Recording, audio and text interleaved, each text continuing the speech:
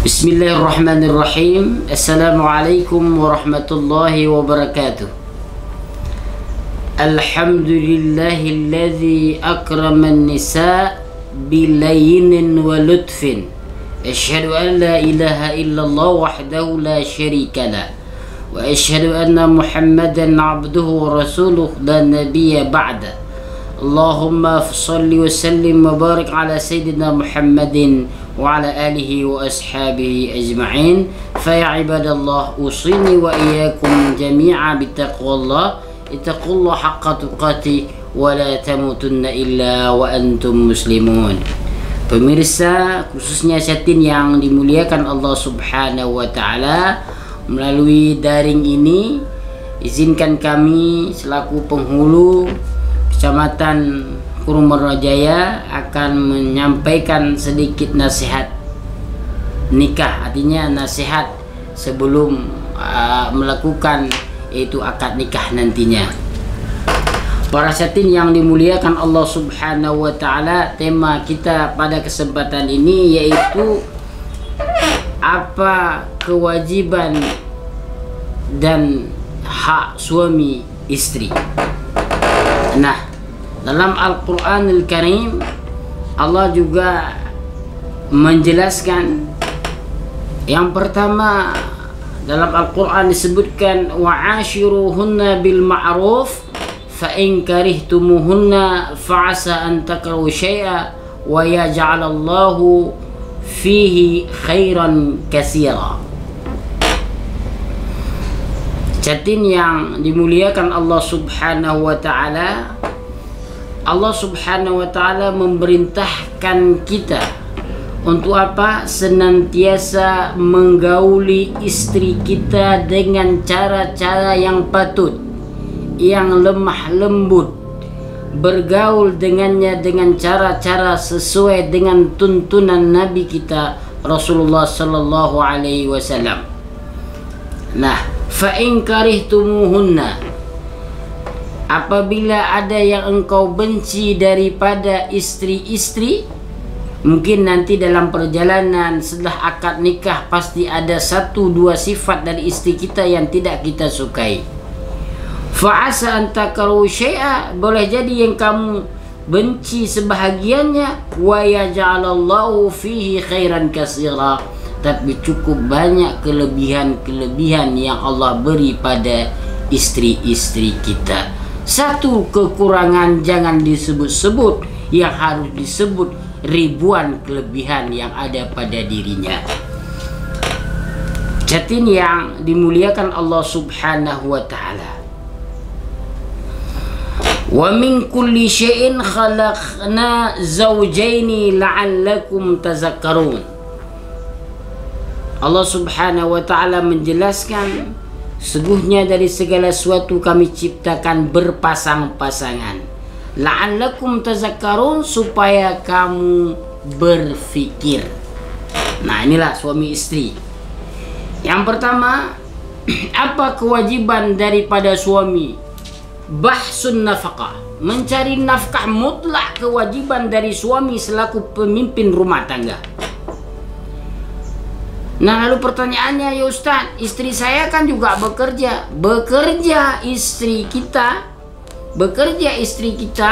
sudah barang tentu dia itu sudah izin daripada kita dia bekerja, karena untuk membantu melengkapi ada kekurangan secara material yang ada pada diri kita. Maka dia bekerja sebagai seorang guru, maka kita harus ikhlas.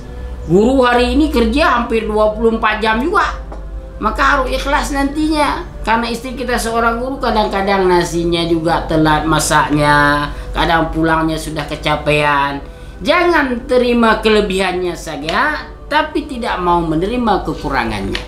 Konsekuensi kita memilih guru berarti ada konsekuensi. Memilih istri kita yang begini juga ada konsekuensinya.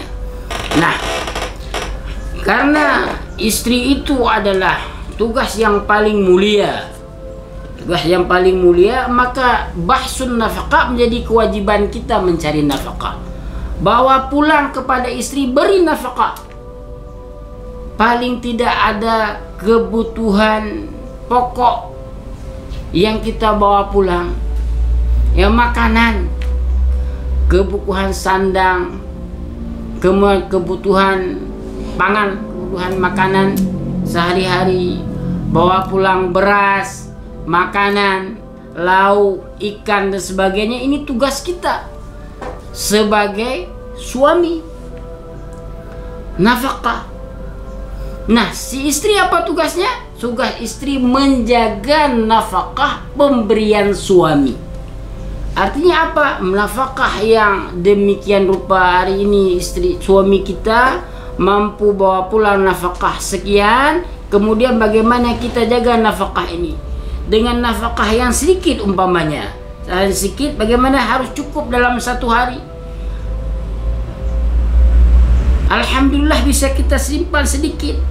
Antisipasi andai kata sakit tengah malam, sakit kita, kalau Allah beri keturunan ada anak kita yang sakit, maka kita langsung bisa kita antisipasi, bawa ke dokter juga ada daripada yang kita simpan sedikit. Ini tugas istri untuk menjaga nafkah pemberian suami. Dan ingat, istri tidak boleh menuntut lebih daripada kemampuan suami. Tidak boleh menuntut nafkah daripada kemampuan suami, lebih daripada kemampuan suami. Kita kan tidak bisa mengukur sejauh mana kemampuan suami kita, kerjanya apa. Cetin yang dimuliakan Allah Subhanahu wa taala, sebaliknya juga suami tidak boleh pelit. Karena kenapa? Karena rezeki yang diperoleh oleh suami merupakan doa yang dikabulkan oleh Allah dari istri.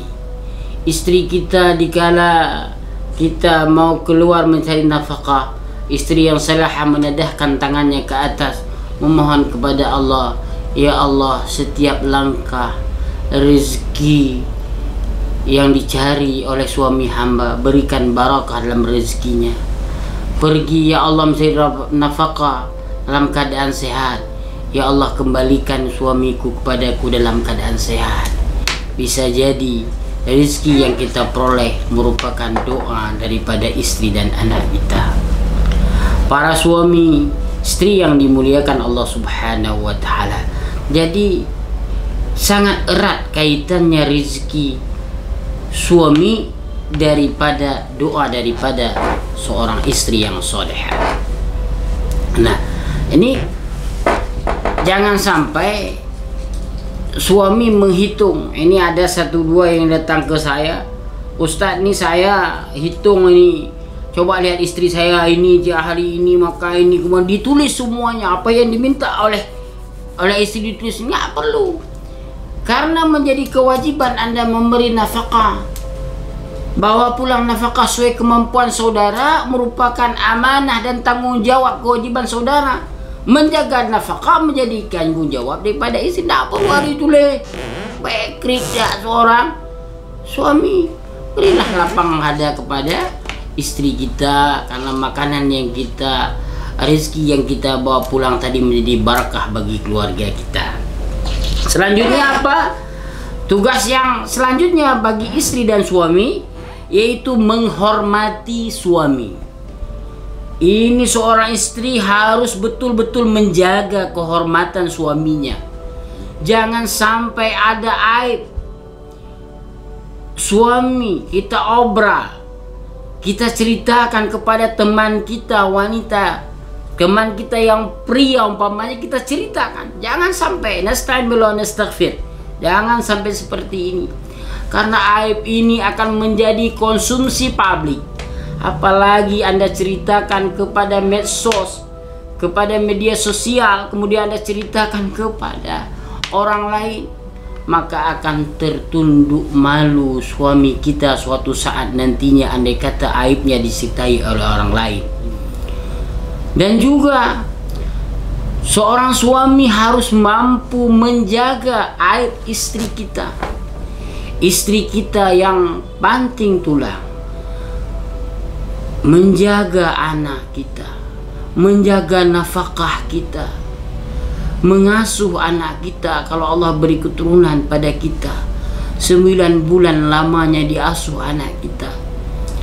Darah, daging, susunya yang diperas setiap hari untuk anak kita tidak sebanding kadang-kadang dengan nafkah yang kita bawa pulang. Tetapi berdoalah kepada Allah, mudah-mudahan istri kita menjadi wanita yang salihah dan juga pendamping kita nanti di hari kiamat. Dikala kiamat telah datang, kemudian kita berada dalam surga Allah Subhanahu wa ta'ala, itu juga istri kita pendamping pemesuri bagi kita, yaitu bidadari dalam surga Allah Subhanahu wa ta'ala. Nah, menjaga aib suami, menjaga aib istri, menjaga aib suami tugas istri, menjaga aib istri tugas suami. Sama-sama menjaga kehormatan sehingga suami kita menjadi panutan kita, menjadi panutan kita. Maka seorang suami juga harus bisa memberi suri tauladan kepada istrinya. Rasulullah disebutkan oleh Allah Subhanahu wa ta'ala, laqad kana fi rasulillahi uswatun hasanah. Telah ada pada diri Rasulullah itu suri tauladan yang baik. Rasulullah di rumah menjahit terompah, Rasulullah menyapu di rumah. Berarti menjahit dan menyapu bukan saja tugas istri. Rasulullah merupakan komandan perang. Rasulullah menjadi imam dikala sholat jamaah datang, sholat fardu datang dan sholatnya berjamaah. Berarti di sini apa kesimpulannya? Seorang suami harus mampu memberi suri tauladan pada istrinya. Jangan coba-coba kita tidak memberi suri tauladan pada istri kita. Kita nasta'in billah nastaghfir. Kita tidak pernah salat umpamanya, menyuruh istri kita untuk salat. Kita pelit bagaimana menyuruh keluarga kita untuk berbagi sesama. Berilah contoh yang baik, bantulah sesama. Segala ada kekurangan dan kelebihan yang diberikan oleh Allah, saling mengisi satu sama lainnya. Yang ketiga, apa kewajiban daripada istri dan suami? Yaitu mengajari anak-anak. Andai kata ada keturunan diberikan oleh Allah Subhanahu wa ta'ala, tugas seorang suami mendidik anaknya. Tugas seorang istri juga secara bersamaan mendidik anaknya. Ini amanah pemberian Allah Subhanahu wa ta'ala. Betapa banyak orang tidak punya keturunan. Kita sudah diberi keturunan oleh Allah Subhanahu wa ta'ala, menyia-nyiakan amanah. Nanti akan ditanya di hari kiamat, dan seorang anak akan menuntut. Andai kata pendidikannya, pendidikan agamanya tidak pernah dikenalkan mana Rabb, mana Tuhan, mana Allah, mana Rasulnya, nanti dia akan membuat perhitungan dengan ayah dan ibunya di hari kiamat. Sebelum hal itu terjadi, amanah yang ada pada diri kita, baik anak laki-laki maupun perempuan, sama saja merupakan amanah bagi kita untuk kita jaga anak kita. Qu anfusakum wa ahlikum nara, kata Allah. Jaga dirimu, keluargamu dari siksaan api neraka. Ini yang harus kita jaga. Bahtera rumah tangga kita harus betul-betul dijaga sehingga tidak sampai karam rumah tangga kita. Harapan juga dari kami, daripada penasihat ini yang menasihati pada kesempatan ini, mudah-mudahan rumah tangga setelah ijab kabul nanti dipertahankan. Jangan sampai ada satu permasalahan yang kecil sehingga menyebabkan yang besar. Yang besar dikecilkan, yang kecil dihilangkan. Semua manusia hidup di dunia ini memiliki masalah. Tidak ada orang lahir ke dunia tidak memiliki masalah. Maka sastrawan mengatakan, dikala bayi lahir ke dunia, bayi itu menangis berteriak. Tidak ada seorang bayi pun yang lahir ke muka dunia ini, ke bumi ini, dalam keadaan ketawa dan tersenyum. Ada nggak laki-laki umpama bayi pun perempuan, bayi laki-laki maupun perempuan begitu lahir hahaha ketawa? Tidak ada. Tapi lahir ke dunia ini semuanya menangis, merintih. Apa kata sastrawan? Sesungguhnya bayi itu menangis karena dia melihat begitu angkuh dan sombongnya dunia ini. Tidak sanggup dia menghadapi kejeritan, jeritan, dan tantangan yang ada itu begitu besar. Maka seorang bayi menangis begitu terseduh-seduhnya, menangis dikala berteriak dia, dikala dia lahir di muka bumi ini. Maka kita lahir dalam keadaan menangis. Kalau menurut Imam Syafi'i berbeda lagi. Waladatka ummaka ya bani Adam bakian. Waladatka ummaka ya bani Adam bakian. Wan nasu haulaka yadhakuna surura. Hai anak Adam, kamu lahir di dunia ini, kamu dalam keadaan menangis. Tapi orang di sekeliling yang tersenyum dan ketawa, termasuk orang tua. Lihat kalau orang adalah bayi lahir senang sekali, dia menangis, menangis baik. Tetapi orang tuanya senyum, alhamdulillah ya Allah, dipegang tangannya sempurna, dibilang pipinya sempurna, dimah anak kakinya oleh ayah sempurna. Alhamdulillah ya Allah, anak saya lahir dalam keadaan tidak cacat, bersyukur ya Allah, anak saya dalam keadaan sempurna. Sedangkan kita menangis. Maka Imam Syafi'i mengatakan, kalau ini nanti kamu kembali kepada Allah, balik kejadian ini. Apa maksudnya? Kalau nanti kamu kembali kepada Allah, biarlah orang lain yang menangis, kamu yang ketawa. Artinya apa? Kamu ketawa karena banyak amal soleh dan kembali dengan mengharap ridha dan surga Allah Subhanahu wa Ta'ala. Orang lain menangis. Kenapa orang lain menangis? Karena dia sedih karena kehadiranmu, kepergianmu, banyak jasa yang telah engkau tanamkan, banyak amal soleh yang engkau tanamkan, sehingga orang lain merasa kehilangan dengan kepergianmu. Inilah harapan bagi kita yang hidup, bagi Catin semuanya, harus bisa memahami semua makna dari sebuah perkawinan dan kewajiban, khususnya kewajiban suami dan istri dalam menjaga keutuhan rumah tangga. Kami akhiri dengan kafaratul majlis. Subhanakallah bihamdika, asyhadu an la ilaha illa anta, astaghfiruka wa atubu ilaika. Assalamualaikum warahmatullahi wabarakatuh.